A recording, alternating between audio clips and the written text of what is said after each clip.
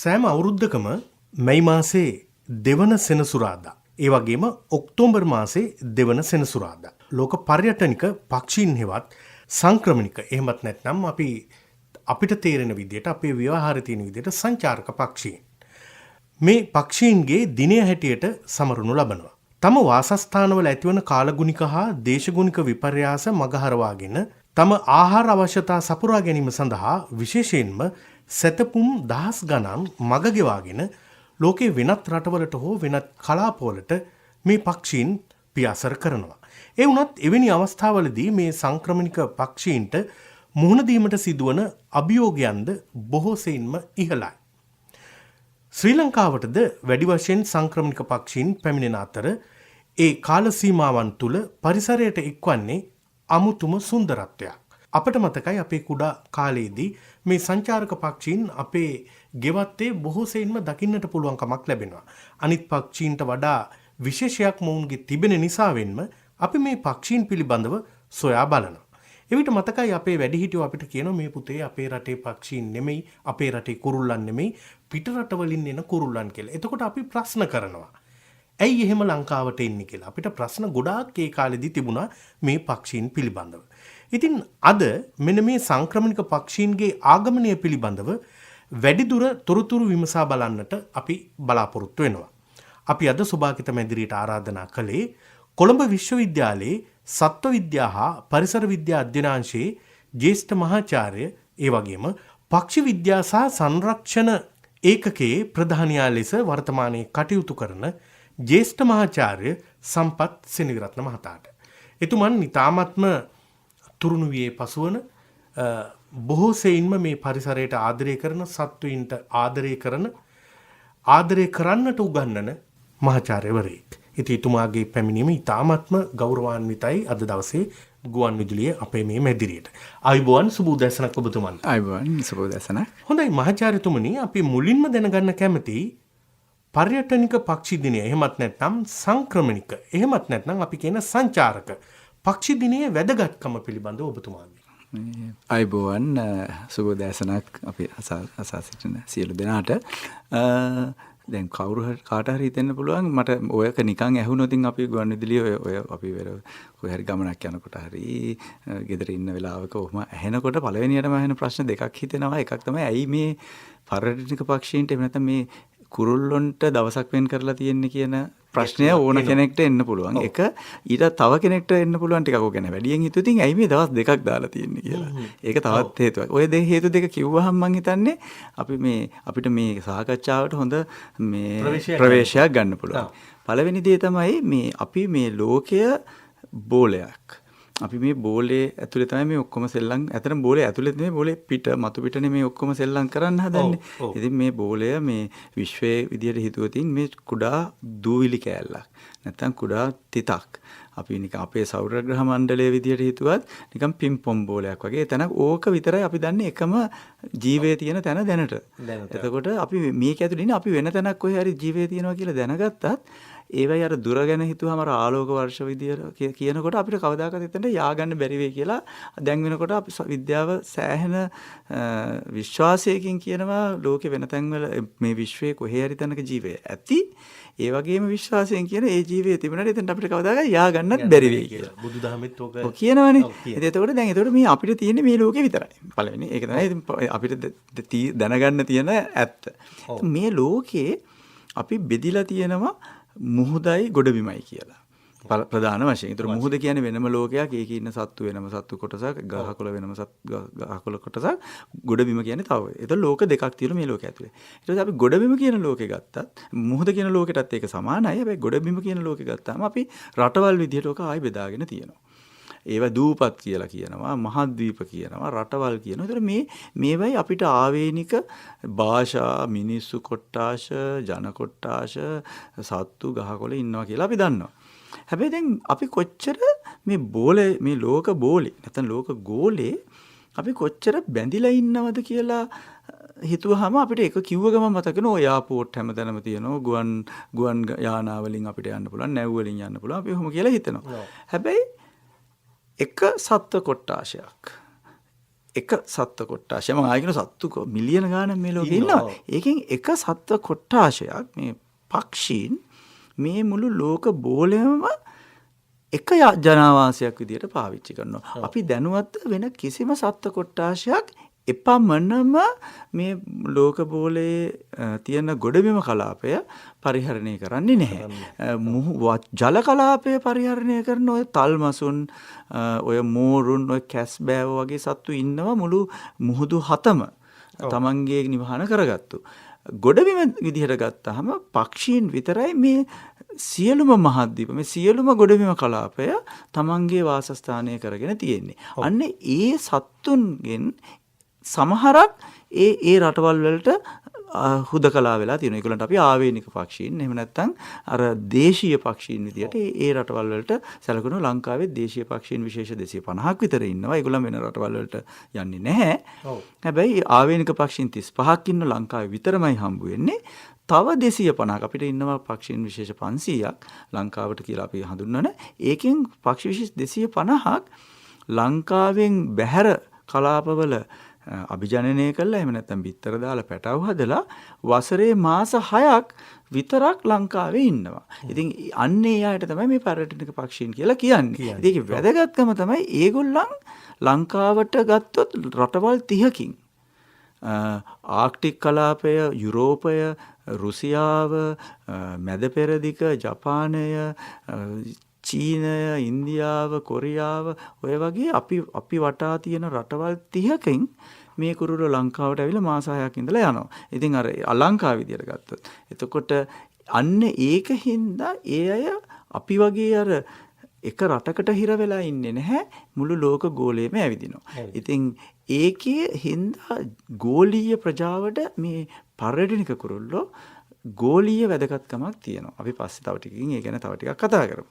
ඒක තමයි එක හේතුවක්. ඔව්. දෙවෙනි හේතුවත් ඔහොම කියන්නද? ඔව් අපි ඔහොමම කියමු.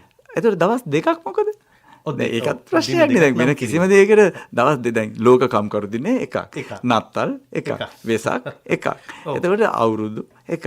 එතකොට ජනවාරි ජනවාරි පළවෙනිදාවක් තියෙන්නේ. ඇයි මේ මම දැනුවත් එහෙම දවස් එකම කටයුත්තකට දවස් දෙකක් වෙන් කරලා නැහැ. ඒතර ඇයි මේ පර්යටනික සතුන්ට දවස් දෙකක් වෙන් කරලා තියෙන්නේ? එකක් තමයි අර මම ඉස්සෙල්ලා කිව්ව වැදගත්කම අපි මුළු ලෝකෙම එක මිටකට ගන්න. නැත්නම් මුළු ලෝකෙම එක දෙයක් විදියට දකින්න පුළුවන් එක විදිහක් තමයි මේ බිලියන ගාණක්. මිලියන නෙමෙයි බිලියන ගාණක්. ඒ කියන්නේ මිලියන් දහස් ගාණක් කුරුල්ලන්ගෙන් මේ ලෝකය බැඳිලා තියෙනවා. අපි ඒක තව ටිකකින් කතා කරමු. ඒකින්ද ඒකට ලොකු වටිනාකමක් තියෙන එක. ඒක හේතුව මේ දවසක් වෙන් කරන්න. දවස් දෙකක් වෙන් කරලා තියෙන්නේ මේගොල්ලන් ලෝකයේ පුරාම ඉන්න හින්දා.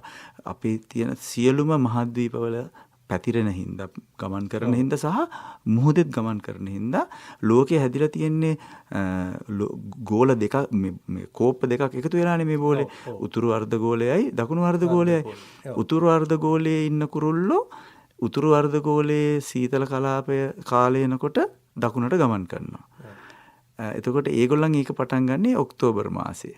ඒගොල්ලන් ඔක්තෝබර් මාසේ සීතල පටන් ගත්තාම ලංකාව වගේ ඝර්ම කලාපයට ඇවිල්ලා අප්‍රේල් මාසේ සිංහල අවුරුද්ද වගේ වෙනකොට ආයි ඒගොල්ලන් ඉන්න පළාතට ගිහිල්ලා සමර් එක එහෙම නැත්නම් ওই ග්‍රීස්ම කාලේදී බිත්තර දානවා. එතකොට ඒගොල්ලන්ව සමරන්න තමයි ඔක්තෝබර් මාසේ ඔය මේ ලෝක පර්යටනික දිනය තියෙන්නේ. ඒ උතුරු අර්ධ ගෝලයට. දකුණු දෙවෙනි සෙනසුරාදා. දකුණු අර්ධ ගෝලයට ඔක්තෝබර් මාසයේදී ලැබෙන්නේ ග්‍රීස්ම ඍතුව පටන් ගන්න. දකුණු අර්ධ ගෝලයේ සත්තුන්ට පර්යටනික කාලය පටන් ගන්නේ මැයි මාසේ. මොකද දැන් මේගොල්ලන්ගේ ග්‍රීස්ම කාලය ඉවර වෙලා දැන් මේ හිම වැටෙන්නයි හදන්නේ. එතකොට ඒ අය දකුණු අර්ධ ගෝලයේ ඇන්ටාර්ක්ටික් කලාපයේ ඉඳලා ශ්‍රීස්ම මේ සමකය ආශ්‍රිත කලාප වලට එන කාලේ තමයි මේ. අන්න ඒකින්ද මේ අර්ධගෝල දෙකක් තියෙන හින්දා අර්ධගෝල දෙකට සීත කලාපයෙන් කාලය ලැබෙන්නේ වසරේ කාල දෙකක හින්දා මේ පක්ෂීන් වෙනුවෙන් දවස් දෙකක් වෙන් කරලා තියෙනවා. ඔව්. එතකොට මැයි මාසේ දෙවෙනි සෙනසුරාදාවකුත් ඔක්තෝබර් මාසේ දෙවෙනි සෙනසුරාදාවකුත් මේ ලෝක පක්ෂී දිනය වෙනුවෙන් පර්යටනික පක්ෂීන් නම් කරලා තියෙනවා. දැන් අපි කතා කළොත් මහාචාර්යතුමනි ශ්‍රී ලංකාවට බහුලව පැමිණෙන සංක්‍රමණික පක්ෂීන් කවුද? ඒ පක්ෂීන් වැඩිපුර දැකගත හැකි ප්‍රදේශ මොනවද කියලා? මං කිව්වා වගේ ලංකාවේ කුරුල්ලෝ විශේෂ 500ක් විතර ඉන්නවා. ඔව්. ඒකෙන් 250ක් ලංකාවට ওই සංචාරක පක්ෂීන් විදිහට එන්නේ. ඒ අය ලංකාවේ පුරාම පැතිරෙනවා. ඔක්තෝබර් මාසේ, සැප්තැම්බර් මාසේ අග ඉඳලා තමයි සංචාරක පක්ෂීන් ලංකාවට එන්නේ. ඒගොල්ලෝ ඔක්තෝබර් මාසේ විතර වෙනකොට එනවා. ඇවිල්ලා ඒගොල්ලන් මාර්තු මැද විතර වෙනකන් ලංකාවේ ඉන්නවා. ඒතකොට ඒගොල්ලෝ මං ඉස්සෙල්ලා කිව්වා වගේ මාස 6ක් ලංකාවේ ඉන්න හින්දා අපේ රටටත් අයිති කියලා අපි සලකනවා. හැබැයි ඒගොල්ලන් ලංකාවේ බිත්තර දමන්නේ නැහැ. ඒගොල්ලන් බිත්තර දමන්නේ ඒ රටවල් වල.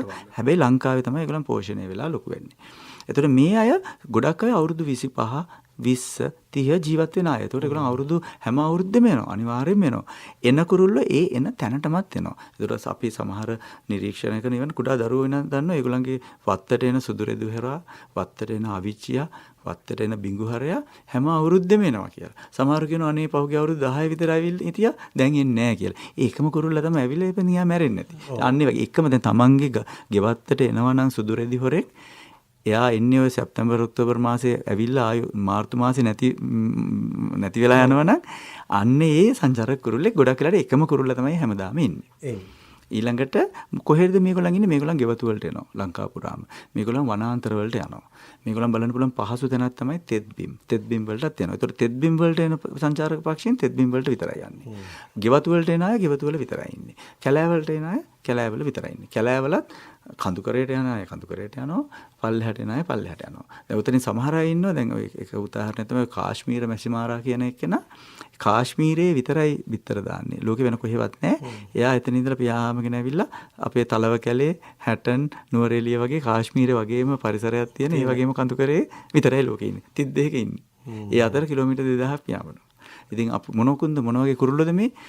සුදුරෙදි හොරා, අවිච්චියා, ඔය නිල් පෙඳ බිඟුහරයා, එතකොට ඔය දුඹුරු සබරිත්තා, ඊට පස්සේ ගොඩාක් අපි දකින තෙත්බිම් ආශ්‍රිත පක්ෂීන්, ඊට පස්සේ ඔය මේ කුඩා වටුවන් වර්ග, ඒ වගේ ගොඩාක් පක්ෂීන්, සමහර උකුස්සෝ රාජාලි වර්ග, සමහර තාරාව වර්ග. තාරාව විශේෂයෙන් ඔය සාමාන්‍යයෙන් අපි දකින සේරුවා ඇරෙන්න අනිත් ගොඩක් අය සංචාරක පක්ෂීන්. ඒකින්ද ගොඩක් අපි දකින කුරුල්ලෝ අපි ආවට ගෙවත්තේ පවා ඔය ඔක්තෝබර් මාර්තු අතර දකින අය සංචාරක පක්ෂීන් තමයි. හොඳයි මහාචාර්යතුමනි, මේ සංක්‍රමණික පක්ෂීන් සුරකීම සඳහා වන සම්මුතින් පිළිබඳව ටිකක් විස්තර කළොත් හොඳයි. ඒ වගේ සම්මුතින් තිබෙනවද? අනපනක් තිබෙනවද? කොහොමද ඒ සම්බන්ධයෙන් අපි කතා කරන්නේ? ඒක හරි වැදගත්. මොකද මේ අනිත් ගොඩක් සත්තුන්ට නැති අර මේ සංකූලතාවයක්, සංකීර්ණ බවක් තියෙනවා මේ සංචාරක පක්ෂීන් සම්බන්ධයෙන් කටයුතු කිරීමේදී. මොකද එක රටකට මේ සත්තු අයිති නැතිවීම.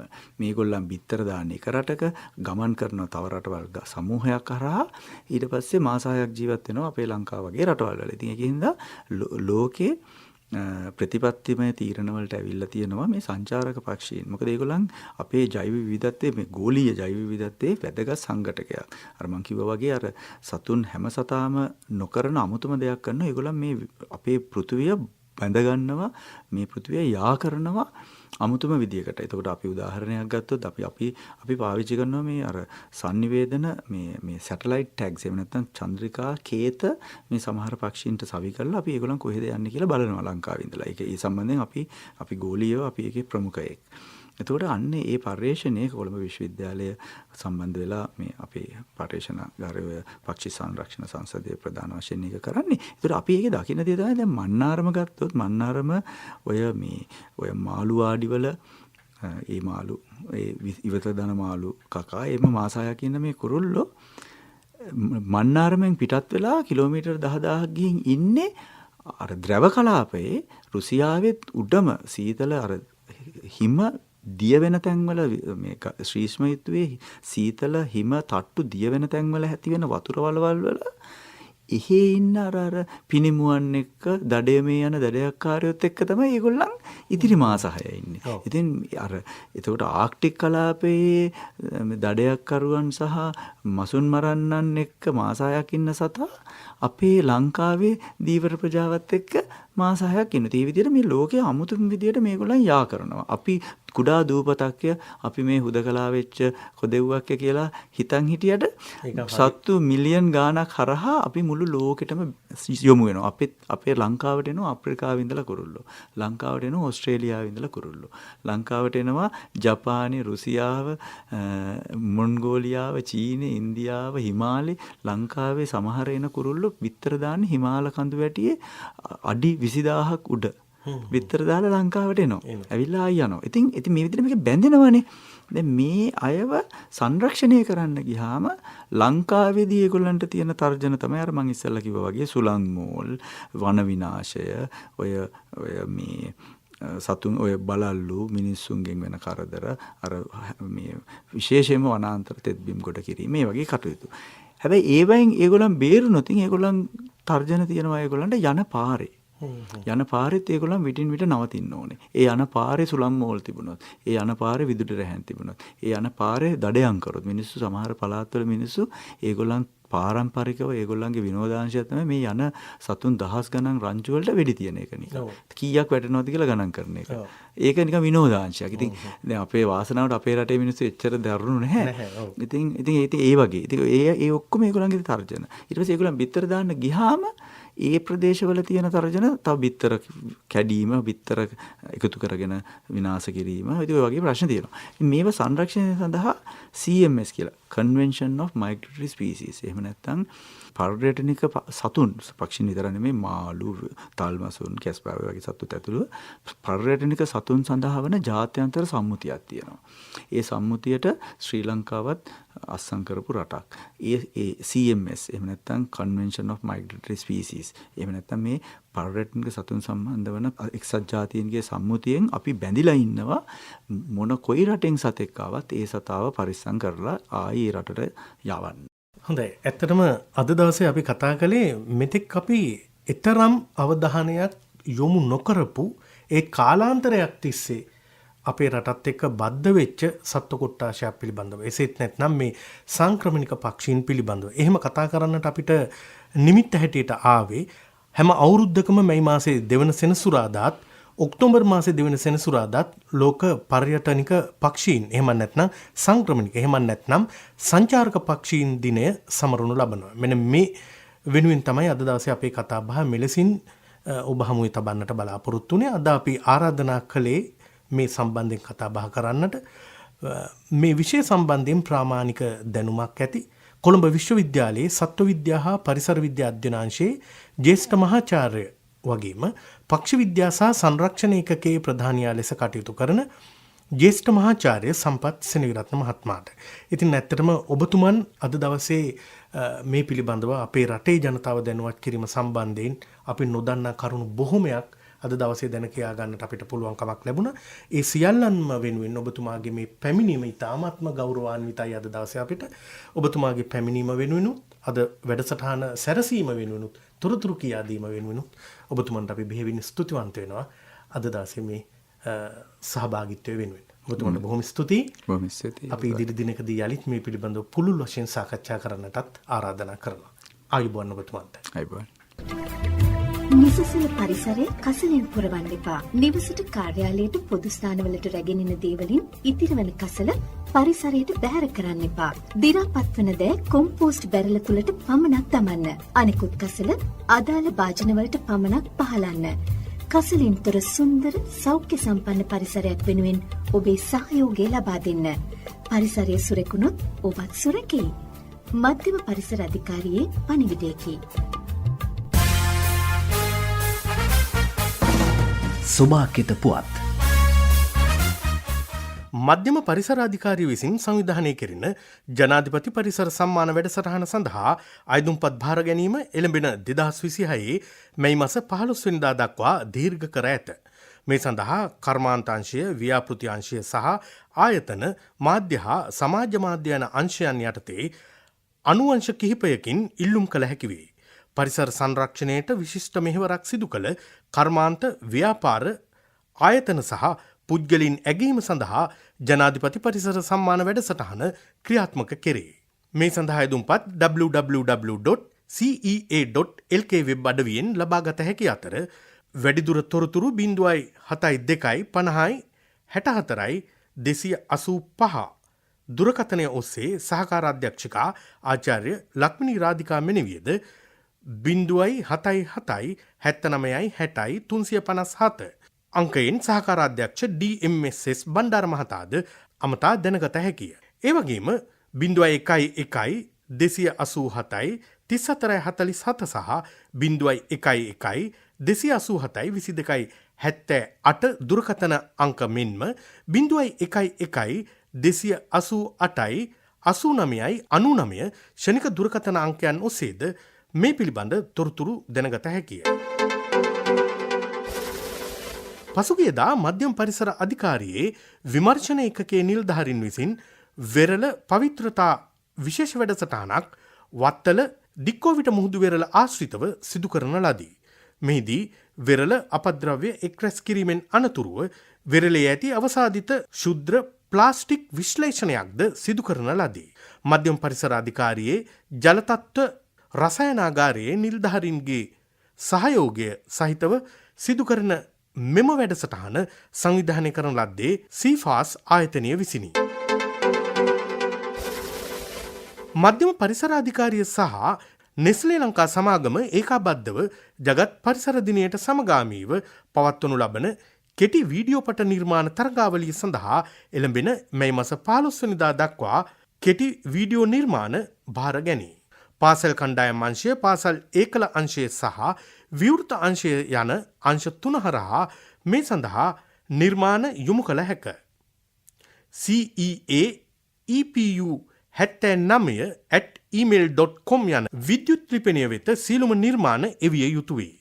මේ පිළිබඳව වැඩිදුර තොරතුරු මධ්‍යම පරිසර අධිකාරියේ නිල වෙබ් පිටුව වෙන www.cea.lk යන වෙබ් අඩවියට පිවිසීමෙන් තොරතුරු හැටියට ලබාගත හැක. සොඳුරු මිනිසුන්ගේ නවාතැන සොබාකෙත වැඩසටහනට සවන් දෙන ශ්‍රාවක ඔබ ජයග්‍රාහකයෙකු කරන්නත් අප සූදානම්. ඒ සඳහා ඔබ කළ යුත්තේ සතිපතා අප අසන පැනයට නිවැරදි පිළිතුර මෙන්ම ඔබගේ නිවැරදි නම හා ලිපිනයද සඳහන් කොට එළඹෙන බදාදා දිනට පෙර 071 834 96 52 දුරකථන අංකයට කෙටි පණිවිඩයක් යොමු කිරීම පමණයි. තෝරාගන්නා ජයග්‍රාහකයින් තිදෙනෙක් සඳහා සතිපතා මුදල් ත්‍යාග සමග වටිනා පාරිසරික ප්‍රකාශන කට්ටලයක්ද පිරිනමනු ලබනවා. සොබාගෙත වැඩසටහනින් පසුගිය සතියේ අප ඔබෙන් විමසනු ලැබුවේ පරිසර හිතකාමී නිෂ්පාදන භාවිතයෙන් සැලසෙන වාසියක් නම් කර එවන ලෙසයි. මේ සඳහා නිවැරදි පිළිතුර වන්නේ පරිසර දූෂණය අවමවීම, සෞඛ්‍යයට හිතකරය, ජෛව විවිධත්වය හානි සිදුවීම වැළකේ, හරිත ආර්ථිකය ප්‍රවර්ධනය වේ, දීර්ඝ කාලයක් භාවිත කළ හැකි වේ, තිරසර සුරක්ෂිත පරිසරයක් අනාගත පරපුරට දායාද කළ හැකි වේ යන්න කරුණුයි. මේ අතරින් නිවැරදි පිළිතුර එවා ජයග්‍රහණය කරන්නේ ඔබයි. සෙනෙත්මා ඉරුදිනී ලුණුවිලින් සී මානිල් හෙට්ටිආරච්චි කොළඹ 8න්. එසේනම් මුදල් තෑගි සමගින් වටිනා පාරිසරික ප්‍රකාශන කට්ටල ඔබ වෙත තිලින කිරීම සඳහා මෙවර සොබාකෙතින් අපි ඔබෙන් අසනු ලබන පැනයයි දැන් ඉදිරිපත් කරන්නේ. ඊට පෙර ආතුව ජයග්‍රහණ හිමි කරගත් ඔබ දෙපළට අපේ උණුසුම් සුබ පැතුම්. දැන් මෙන්න මෙවර අප ඔබෙන් අසනු ලබන පැනය. එක්සත් ජාතීන්ගේ පරිසර වැඩසටහන යටතේ සංක්‍රමණික පක්ෂීන් සුරකීම සඳහා ඇති සම්මුතියේ නම කුමක්ද? එක්සත් ජාතීන්ගේ පරිසර වැඩසටහන යටතේ සංක්‍රමණික පක්ෂීන් සුරකීම සඳහා ඇති සම්මුතියේ නම කුමක්ද? නිවැරදි පිළිතුර 071 834 96 52 අංකය ඔස්සේ කෙටි පණිවිඩයක් ලෙස හෝ WhatsApp පණිවිඩයක් ලෙස ලබන බදාදාට පෙර අප වෙත එවන්න. එසේම ඔබගේ කෙටි පණිවිඩය එවීමේදී නිවැරදි පිළිතුර සමග අනිවාර්යයෙන්ම ඔබගේ දුරකථන අංකය, නම සහ ලිපිනයද නිවැරදිව එවීමට අමතක කරන්නට එපා. එහෙමනම් හිතවතුනි, අපි දැන් සමුගන්නටයි බලාපොරොත්තු වෙන්නේ. ලබන ඉරිදාත් උදෑසන 9ට පරිසරය පිළිබඳ බොහෝ දෑ දැනගන්න FM තරංගමාලා 94.3 සහ 94.5 ඔස්සේ අපි සොබාකෙතේදී යලිත් මෙලෙසින් හමුවෙමු. එතෙක් ඔබේ මතකයට සොඳුරු මිනිසුන්ගේ නවාතැන සොබාකෙත. අදත් සොබාකෙත වැඩසටහන සඳහා අපේ ගෞරවනීය උපදේශකත්වය මධ්‍යම පරිසර අධිකාරී සභාපති මහාචාර්ය තිලක් හේවාවසම් මහතා, අධ්‍යක්ෂ ජෙනරාල් RSP කපිල රාජපක්ෂ මහතා, පරිසර අධ්‍යාපන හා දැනුම්වත් කිරීම අංශයේ නියෝජ්‍ය අධ්‍යක්ෂ ජෙනරාල් SMA සේනානායක මහතා, අධීක්ෂණය පරිසර ප්‍රවර්ධන ඒකකයේ අධ්‍යක්ෂ අජිත් හේරත් මහතා, සම්බන්ධීකරණය පරිසර ප්‍රවර්ධන ඒකකයේ පරිසර නිලධාරිණී මදුචිකා දිල්හානි මහත්මිය.